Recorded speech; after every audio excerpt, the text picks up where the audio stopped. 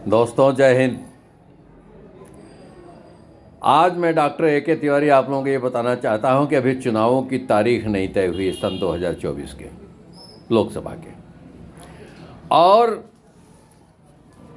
बड़ और बिगड़े हुए बोल वाले लोग बाहर निकल कर के आ गए हैं। ये कुएं के मेढक जिन्होंने कभी, जिनके बाप दादाओं ने पढ़ा नहीं, जिनके बाप दादाओं ने कभी राष्ट्रभक्ति नहीं देखी, जिनके बाप दादाओं ने कभी देश के साथ गद्दारी के सिवा कुछ और नहीं किया, जिन्होंने इस देश को कभी जाति और संप्रदाय में बांटने के सिवा कुछ नहीं किया, जिन्होंने इस देश में दलाली और घूसखोरी के सिवा कुछ नहीं किया, जिन नेताओं की ये साँठ-गाँठ रहती थी कि जहाँ ट्रांसफ़र और कमीशन के लिए मैं सत्ता में रहूं तो तुम मेरा करो, तुम सत्ता में रहो तो तुम मेरा करो, ये मिल बांट करके देश को खाने की राजनीति इस देश में किस तरीके से स्काई चेन और किस तरीके से कश्मीर की दशा बना दी गई थी, ये दुनिया को दिखाने के लिए पर्याप्त नहीं है। अनेकों चीज़ें हैं, हज़ारों चीज़ें हैं, लाखों चीज़ें हैं जिनको यहाँ अगर कहा जाए तो बहुत थोड़ी पड़ जाएंगी। दोस्तों मैं बता दूं,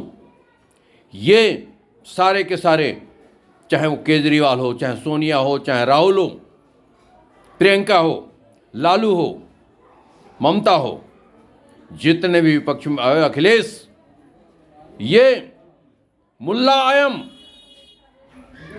ये मुल्ला का वंश, ये कब से यदुवंशी हो गया? इसके वंश पर भी शंका होती है इसके कृत्यों को देख करके।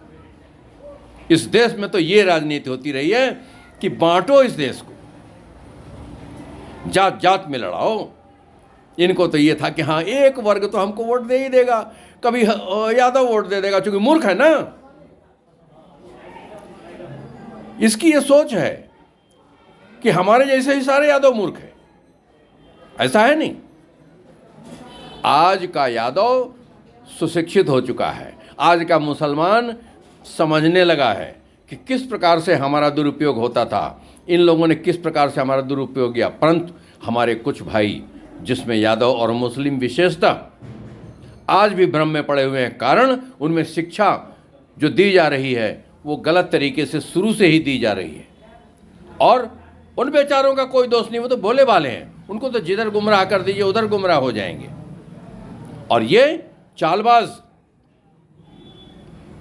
आज जिस देश के अंदर एक मूर्ख से मूर्ख आदमी के वोट की वैल्यू एक है, एक बड़े बड़े साइंटिस्ट, राष्ट्रपति, विचारक,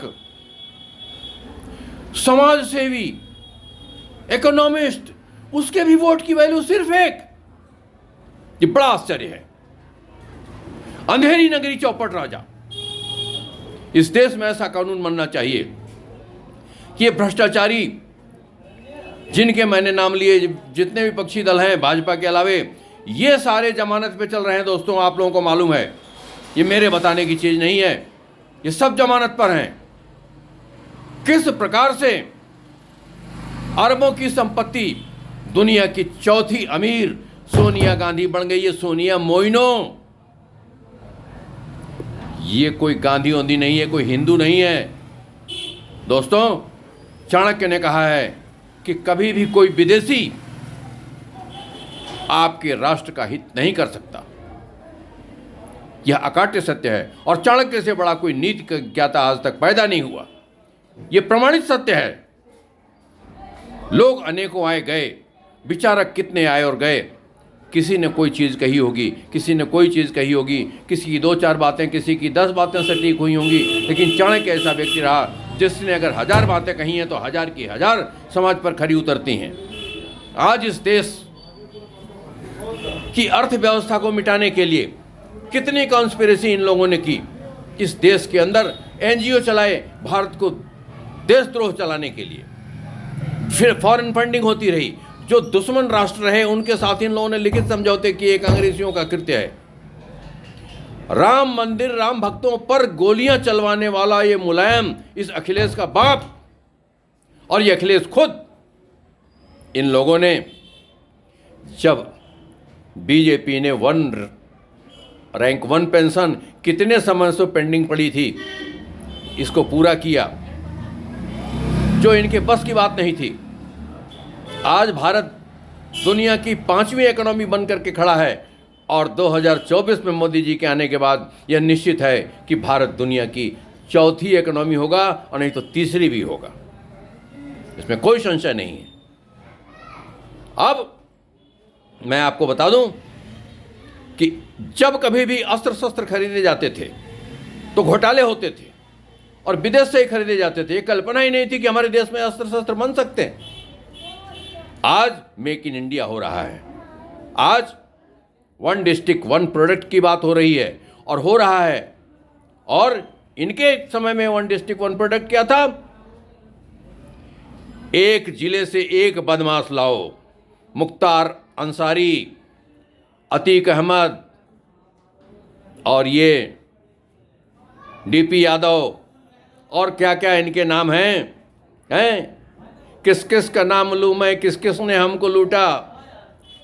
दोस्तों, इन लोगों ने अनेकों स्रोतों द्वारा इस भारत की जनता को छला है, लूटा है और बरगलाया है।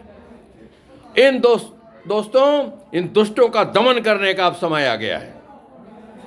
और मैं बता रहा हूं कि नरेंद्र मोदी कोई साधारण पुरुष नहीं है, यह कोई अवतारी पुरुष है। यह भारत मां का सपूत, ये भारत मां के सौभाग्य से इस देश में पैदा हुआ है। आज जिसका कोई घर नहीं, जिसने परिवार के लिए कुछ किया नहीं, अगर अरे लालू जैसे कुत्तों और अखिलेश जैसे बाप बेटा मिलकर के रंडी का नाच नचाते रहे, सैफई में हमने देखे हैं वो सीन, किस तरीके से ये लोग देखा करते थे और किस तरीके से देश और प्रदेश के पैसे को बर्बाद किया करते थे, किस तरीके से बंदरबाट हुआ करती थी। ये कहते हैं कि किस तरीके से जीडीपी गिरा दी गई। आप देखा आपने, अभी हाल की बात है, अदानी की संपत्ति को बिल्कुल शेयर्स को नीचे गिरा दिया गया षड्यंत्र के द्वारा, जोरसोरस। अरे जिस देश में पूंजीपति नहीं होगा,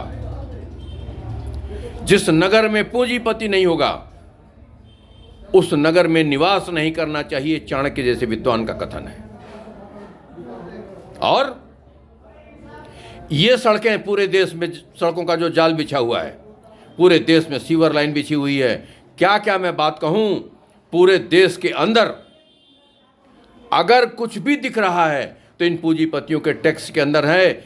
ये अपने दिल के अंदर टटोल के देखें कि इनके कुल खानदान ने कितना टैक्स दिया है और चोरी कितनी की है। ये सोनिया माइनो आज 4थे नंबर की पूंजीपति बनी हुई है इस देश के अंदर। 5 लाख की नेशनल कांग्रेस जो शुरू की बनी थी स्वतंत्रता संग्राम सेनानियों के पैसे से, उसने 5 लाख रुपए में अरबों की संपत्ति बना ली। वो 5 लाख रुपए अपने खाते में ले लिए और कांग्रेस के फंड से इन्होंने इंडियन एक्सप्रेस की पूरी संपत्तियों खरीद लिया। और जाने कितने कितने केस है, किस तरीके से रॉबर्ट वाड्रा, एक भिखारी जिसके पास कुछ नहीं था, रातों रात किस तरीके से माला माल हुआ, किस प्रकार से हरियाणा गवर्नमेंट का कांग्रेसी जो मुख्यमंत्री था उसने किस प्रकार से वो जमीन उसको दिलवाई और किस प्रकार से उस जमीन पर योजना ला करके उसके भाव को आसमान तक पहुंचाया। और ये सब इस देश में के अंदर लूट घसोट और ये सब चलता रहा दोस्तों। और मैं ज़्यादा क्या कहूँ, लंबे भाषण की कोई आवश्यकता है नहीं, इनको कोई सुनता है नहीं, मेरी आवाज़ बहुत दूर तक जाती है नहीं, लेकिन एक अपनी पीड़ा है जो कह देता हूं। और ये परिवार की बात करते हैं कि मोदी का परिवार नहीं है। अरे मोदी तो पूरे देश को परिवार की तरीके से पाल रहा है।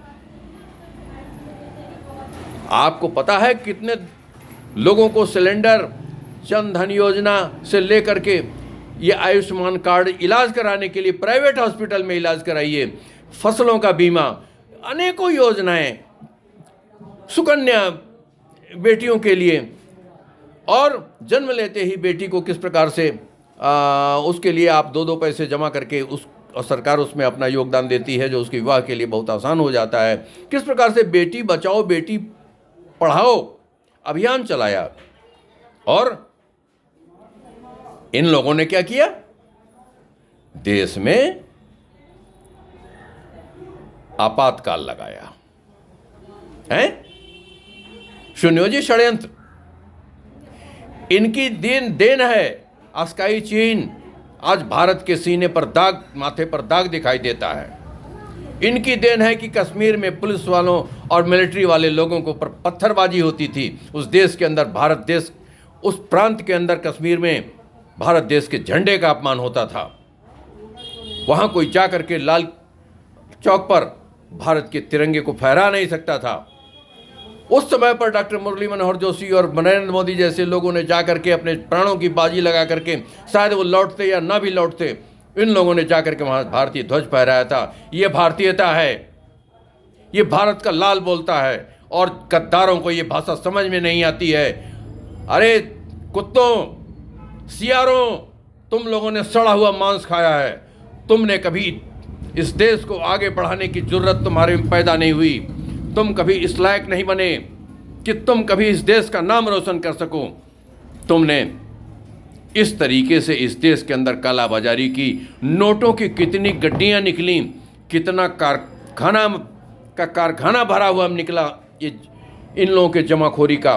और कितने कितने मंत्री इनके आकंठ डूबे हुए हैं चरित्रहीनता में, चाहे वो ममता बनर्जी हो और चाहे वो अखिलेश हो। कह रहे हैं कि ईडी का प्रयोग कर रहे हैं, ईडी अपना काम कर रही है, तो ये क्या इस सरकार इनको छोड़े हुए।